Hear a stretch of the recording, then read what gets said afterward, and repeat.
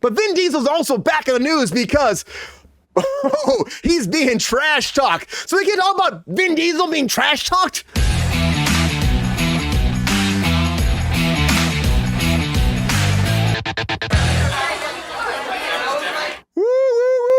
So this was sad, everybody. Of course, like Hauser's popping up everywhere right now. Paul Walter Hauser's popping up everywhere. He's in the Fantastic Four movie. I feel like everyone's booking him right now. Like, poke this fucking guy. So, but he was doing an interview for Inside Out 2. Of course, he's in that as well. And that is just doing well. We talked about the other day. It's like the #1 movie of the year right now. It's going to probably cross $1 billion before you know it. So insane to beat Dune 2. R.I.P. to you, Dune 2. R.I.P. to you. But on top of that, he was being interviewed, and at that Cineblend, we're going to do an interview with him, talking about, they said, you're like the new Vin Diesel now.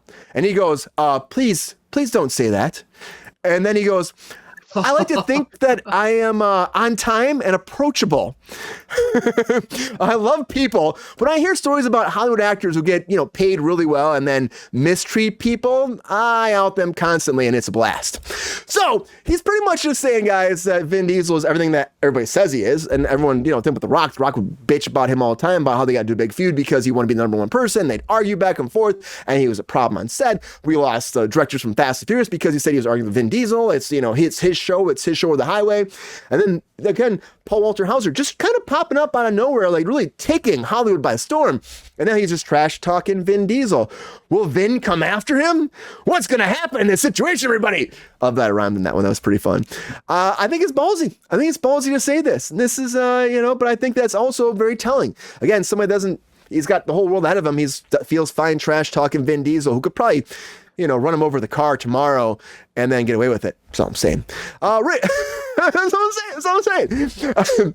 Trevor, what do you think about this? Is this something that someone should say like him? Like, he's just getting an opportunity right now to come into the flow. He's been working on other jobs, of course, done a lot of big projects, Apple TV, he's been in different movies, but now I feel like it's like this abundance of films he just signed on with. Is this some time that you start trash talking other actors, or is he just having a good time joking around? This doesn't mean anything. It's just fun and games. I mean, I think it's a pretty risky move. Like, you definitely, from time to time, you do see this work where, a newcomer comes in and trash talks the old guard, and it works out in their favor. But, more often than not, this backfires. People, I don't feel want,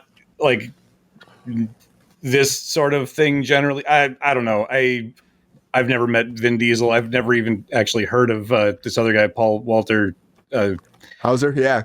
Walter Hauser, yeah. I don't really have a horse in the race here, but it just seems like kind of a shitty way to make your mark.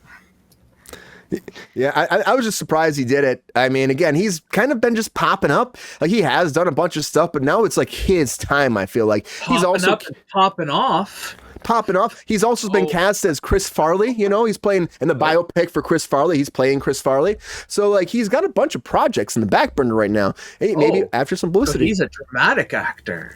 Well, I mean, he's been comedy. He was in Cobra Kai. He was in Cobra Kai for years as comedy, of course, for sure. Oh, he's the fat guy on Cobra Kai. Yeah, he's talking shit about Vin Diesel. Yeah.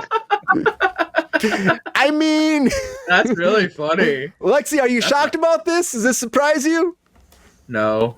I mean, Vin Diesel's had a reputation for, God, how long? What movie did he work on with him? Did he work on nothing? With him? No, I don't think so. I don't think so. So he didn't work on anything with him. He's just talking shit about him? Just talking shit about him.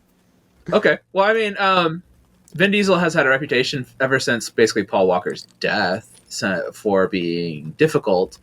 I do think, but previous to that, he did have a better reputation as an actor on set and stuff like that. I do think that there was a hardworking man there previous to this. But there has been a serious decline. And no one ever talks about the sexual, assault allegations, and no one ever talks about the his behavior with women or his strange behavior with interviewers or any of that kind of stuff. Or ever since he's taken over Fast and the Furious, and like I said, after Paul Walker died, his behavior has been erratic and out of control too. It's kind of going back to Terrence Howard and that kind of stuff. I think he's not in a good place anymore, and I think that there are a lot of things that go with a lot of power, because I mean, he has absolute, complete, total control over the Fast and the Furious. We've talked about that before. He is the absolute Oh yeah. total owner. Other than the fact that Universal has to distribute it, he owns it. He's 100% the owner of it. He is for Fast and the Furious, but J.K. Rowling is for Harry Potter. So like, just realize that, like, the power that he holds over that franchise. He has incredible power over it, and with that comes money. Like, it is what it is. So it's like he can kind of get away with things, but also like the franchise he holds isn't Harry Potter either. Like, it's not got that power. Like, there isn't going to be 15 TV series based off of it and all this kind of stuff. It's a little once strong. it's done. You know, that's it. Once it's done. I think Fast and the Furious had come out in the 80s or the 90s, maybe 4 of these things. But like, I think because it came out in this time period that we exist in where they don't stop making, IPs. I think he got lucky. You know what I mean? He came in right at that crux where everything started shifting, and 3 could have been the end of the series, but he somehow came in right under the bar and managed. It was done. Because you know what I mean? Like, South Park could have ended too and all that kind of stuff, but now South Park won't end, and none of these things are going to end. Nothing's going to end because it all started right when it did, and it's never going to end now because everything that came from the 2000s on is just never going to end because that's just the world we live in. You know what I mean? Like, seriously, like with IPs and everything. And so he got lucky. But like, I think even his IP is one of the weakest IPs in comparison. And even though I'm a big fan, I know the weakness of the IP in comparison. And so you can shoot your mouth off all you want, but you don't have that power anymore. And Vin Diesel as an actor, the individualized films that he's been working in outside of Fast and the Furious, he has not had a hit in years. I mean, Bloodshot was an absolute total failure. He's going back to Riddick. He's going back to Riddick. Film? Guardians. Stop going back to Riddick. Stop it. No one likes Riddick. I like Riddick. I was waiting. I was gonna say something. Hold on. Oh, we got some Riddick fans here. He owns the rights to that too, so maybe it's time he makes another one of those. He is making another one, Trevor. It's happening. That's what he's doing. He's working right now. When I see it, I keep hearing that, and it does never come out. The only way he was even going to be in the Fast and the Furious 3 was that if they had to give him the rights to Riddick. He was he's over. Give that to me. So yeah, he got that for sure. The first Riddick film, Pitch Black is an excellent film. I don't know. I think that the animated film is great. The animated one that Peter Chung did is amazing. Yeah. I don't know what the hell he was thinking with the second film. The Butcher Bay game is amazing too. Like, Riddick is a great character. He's one of my favorite characters. I just feel like, I don't know what the hell Chronicles of Riddick was. That movie was a train wreck. And then the second film that came after it just didn't go where it needed to go. And I don't know what you do with this character at this point and how you keep this series going and bring it back. Is this something that you can really bring back and make? It's not about a hatred for it. It's why. What's the demand for it? Who's looking for it? Because the quality of the content that you put out, you failed at so much that I don't know if you can revive this and do this. I think the best route to go with Riddick is either a TV show or an animated series. I think that's where you go with it. I don't think you try to make another movie. I don't think Pitch Black is the best one. Absolutely. It is the best. I love the idea of a series. I know it's happening because he's got money and he's got power. Yeah. And he's also said, I won't do Fast and the Furious movies unless you give me a little bit more Riddick. Everything in his life is all centered around Riddick. Riddick is his obsession. He's obsessed with it. And I think somebody who's that obsessed with something, I don't know. Like, if everybody else is Dune. Into it, but if nobody's into it like him. It's really his Dune, though. If everybody else isn't into your shit. There's a fandom there. Listen, there's a fan. Sean's a fan of this. Sean, are you a fan of... I like the Riddicks. I mean, they're not great. You watch Pitch Black, you it's Escape from movie. Dark Athena or the game, you play that. It's fine. Butcher Bay was an incredible game. It was an absolutely incredible game. Sure, and those memories are wonderful, and like that character is who he is.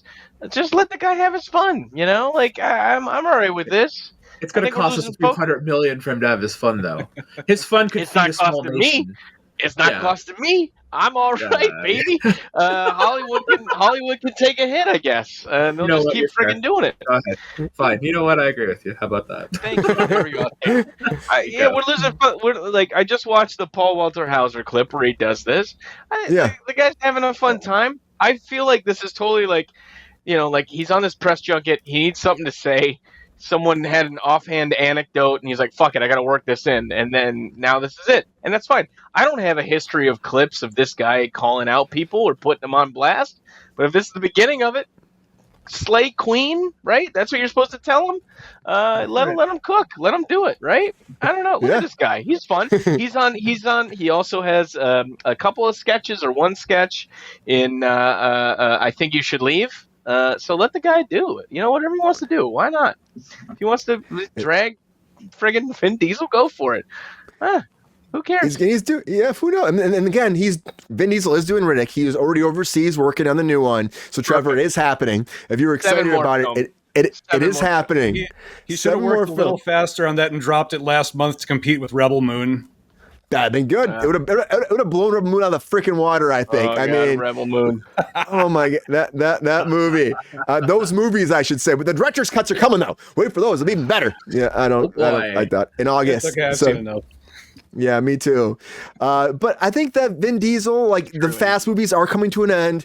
This is maybe a publicity thing, of course. But I guess before we move on here, the Riddick thing. So who would watch a new Riddick movie right now? Let's just do a round of hands. I would check it out. There's not a lot out right now. You got Lexi.